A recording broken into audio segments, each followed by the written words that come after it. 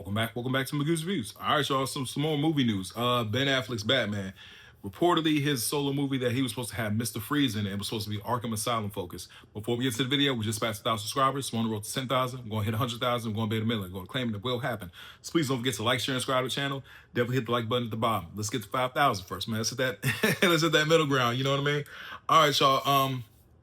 No one shout out my channel. I am a fan of Zack Snyder's DC movies.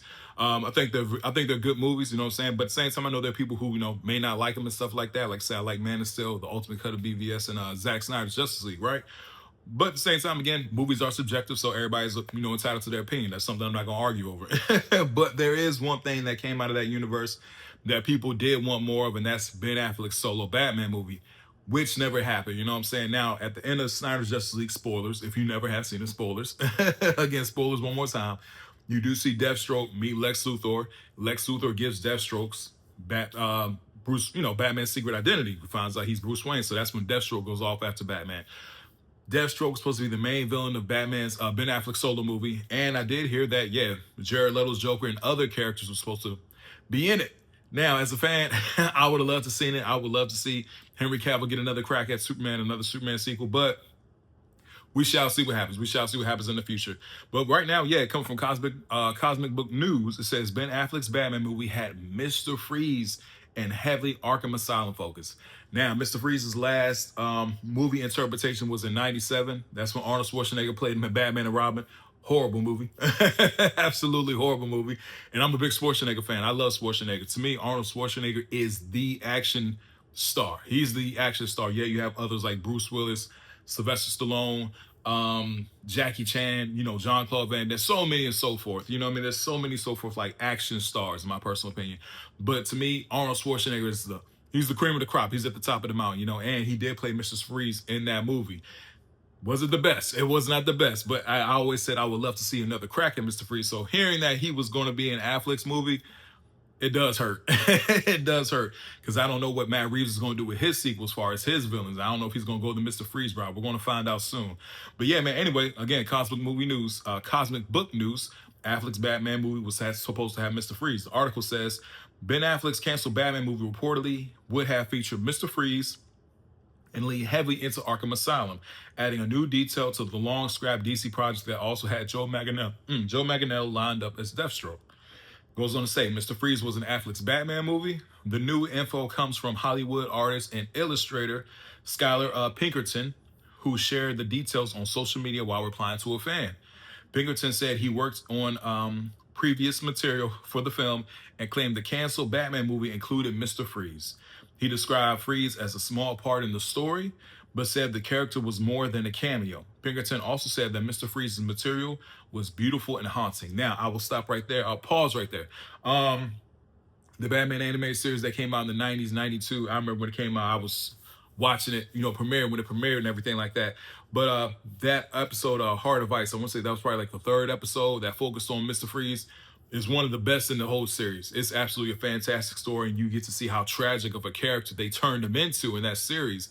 And ever since that series, it really took off into the comics and so on and so forth. You know what I mean? Because he was always he was around. Even in the '60s show, he was around. You know what I mean? But at the same time, it was that '90s cartoon that really turned him into what we know today. And fantastic episode. And again, I love the fact that they said beautiful and haunting, because that episode really does show, that side of him, what he's been through. Anyway, continuing, says he added the movie was heavily tied to Arkham Asylum with multiple villains set to appear.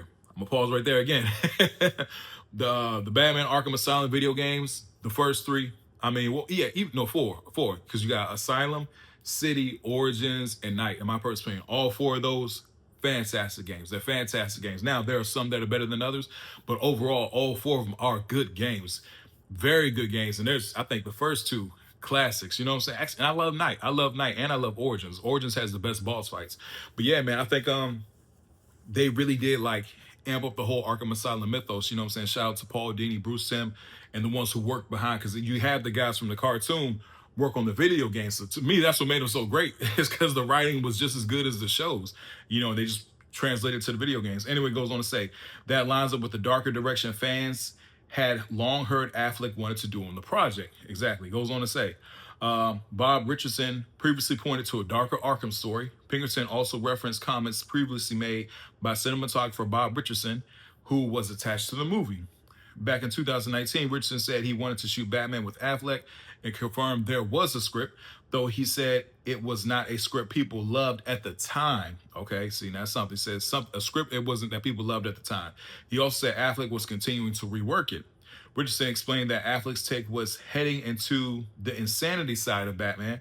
He said the story would have gone darker than past versions and focused more on who Batman was internally, including what parts of him were sane and what parts of him were not. That would have been cool to see. That would have been cool to see. He also said Affleck was moving into Arkham and into a place where everyone was bad. Okay. Yeah, okay. Goes on. Those comments now sound even more in line with what Pinkerton is saying about Arkham Asylum and a larger villain presence. Goes on to say Deathstroke was also set as a major role. Joe Manganiello had already been linked to the movies as Deathstroke, which had been one of the best known details about Affleck's Batman plans.